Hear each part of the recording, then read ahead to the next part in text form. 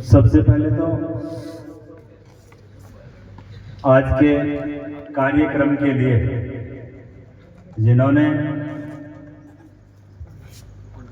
आपके लिए इस विदाई समारोह की तैयारी के लिए अपने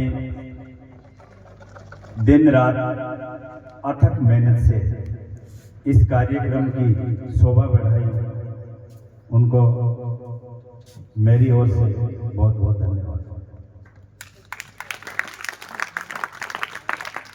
आज कक्षा 12 के विद्यार्थियों का विदाई समारोह एवं आशीर्वाद समारोह। तो बच्चों, आज आपका विद्यालय जीवन पूरा हो रहा है।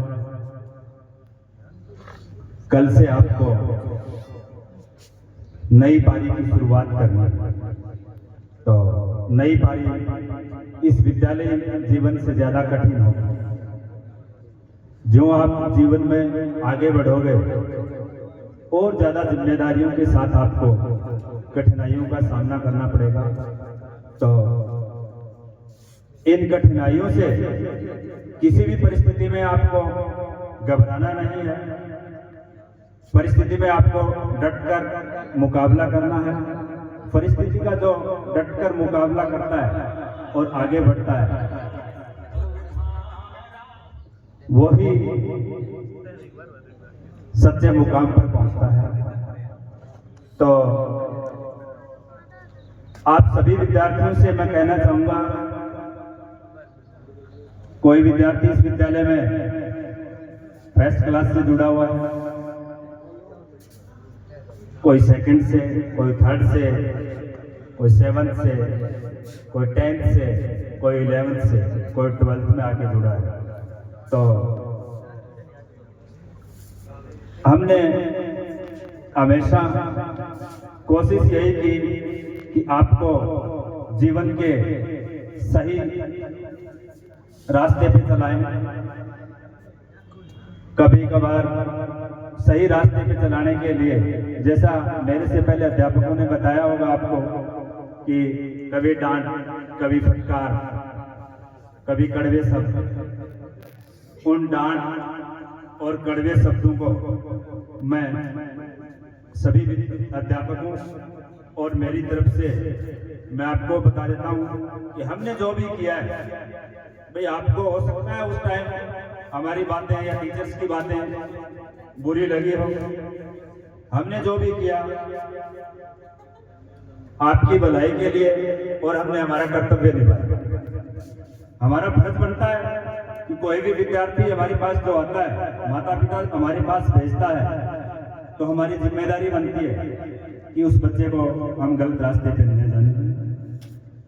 उसी के लिए हमने आपको हमेशा डांटा भी है, फटकारा भी है। उस डांट और फटकार को आज प्रत्येक विद्यार्थी से मैं कहना चाहूंगा, उस हमारी डांट और फटकार को विद्यालय परिसर के अंदर ही छोड़ दो। हमारा सिर्फ इतना ही प्रयास था कि आप कोई गलत रास्ते पे ना जाए। बाकी किसी को दिल को ठेस नहीं पहुंचनी चाहिए हमारी बातों से। इसलिए मैं ये कह रहा हूँ आपसे, इस विद्यालय की 4 दीवारी के अंदर ही छोड़ देना। कोई बुरी बात लगी हो तो आपको हमारी तरफ से, और अच्छी बात लगी हो उसको आप हमेशा जीवन में अपना के चलना। विदाई शब्द बहुत गंभीर शब्द होता है भाई। आज आप इतने साल साथ रहे, 12 साल, 10 साल, 5 साल, 4 साल, 1 साल, आज आप जा रहे हो। एक तरफ से तो हमें खुशी भी है कि आप एक जीवन का पड़ाव पार करके निकल रहे हो, लेकिन एक तरफ से गम भी है कि अब आज के बाद आप क्लास में नहीं आओगे, आपका विद्यालय जीवन पूरा होगा। तो हमें गम भी है आपसे बिछड़ने का। ऐसी बात नहीं कि हम खुश हैं आपसे, हमें गम भी है इस बात का कि हम आपसे बिछड़ रहे हैं। तो बच्चों, आपके लिए जितना भी हम हमारी तरफ से हो सका वो सारा हमने किया है आपके लिए। रही बात पढ़ाई की, सभी टीचरों ने अच्छी लगन से अपनी मेहनत की है। बाकी आपने भी पूरे साल भर मेहनत की है। आगे का जो परीक्षा में समय है आपका, उसका सही से मैनेजमेंट कर लें। ये टाइम आपका बहुत ज़्यादा कीमती है। मैं देखता हूँ बच्चों को इस समय स्कूल से फ्री होते ही वो क्या है कि समय का थोड़ा सदुपयोग नहीं कर पाते, तो इससे आपको नुकसान हो जाएगा। अपने समय का थोड़ा ध्यान रखें। जितने दिन पीछे आप नहीं पढ़ सके, अगर परीक्षा के दौरान भी आप पढ़ लेते हो तो आप 80% अच्छा रिजल्ट हासिल कर सकते हो। तो इस समय का थोड़ा सा विशेष ध्यान रखना। शादियों का सीजन है, उसमें भी आपको शरीक नहीं होना है, कम समय देना है हो सके वहां तक। तो अपने समय का विशेष ध्यान रखें।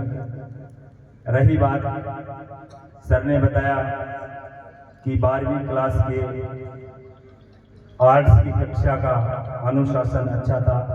12वीं आर्ट्स का ही नहीं सर, तीनों संकायों का अब तक का सबसे बेस्ट अनुशासन है। बहुत शानदार था। सभी बच्चों का देखो, जहां एक परिवार होता है उसमें थोड़ी बहुत नोक झोंक होती रहती है। कभी रुकना, कभी मनना, कभी लड़ना, कभी झगड़ना, ये तो होता ही रहता है, ये एक हिस्सा है। लेकिन आपका कार्यकाल है वो सराहनीय है, इसमें कोई शिकायत नहीं। इस आपके अनुशासन को और आपके कार्यकाल को देखते हुए हमारी इच्छा हुई कि बच्चों के लिए जो विदाई का कार्यक्रम है उसको शानदार किया जाए। तो हमने हमारी तरफ से जितना हुआ बेस्ट करने की कोशिश की है। शायद कुछ इसमें आज से पहले जितने बच्चे निकले हैं विदाई दी, उनमें से आपका हक किया, अच्छा किया इस बार। और आगे आने वाले समय में और कुछ नवीनीकरण होगा तो वो भी करेंगे। अब आप सभी बच्चों के लिए भोजन की व्यवस्था की गई है। सभी लड़के भोजन करके ही घर जाएंगे, कोई भी बच्चा बिना भोजन के नहीं जाएगा। आराम से, जिस प्रकार आज तक का आपका कार्यकाल रहा है उसी प्रकार मैं आशा करता हूं कि आगे का भी आपका ऐसा ही रहे। कहीं हमें ये सुनने को ना मिले आगे के भविष्य में कि आप किसी कोई विद्यार्थी गलत काम करे और हमें ये सूचना मिले कि अपने विद्यालय का पूर्व स्टूडेंट था वो जिसने आज ये गलती की। उससे आपके माता पिता को तो ठेस पहुंचेगी, हमें भी इस बात की ठेस पहुंचती है कि हमारे द्वारा निकला हुआ बच्चा आज किसी गलत काम में शामिल है। तो इस बात का बच्चों विशेष ध्यान रखना, कहीं भी गलती के रास्ते पे मत जाना, किसी गलत के साथ मत।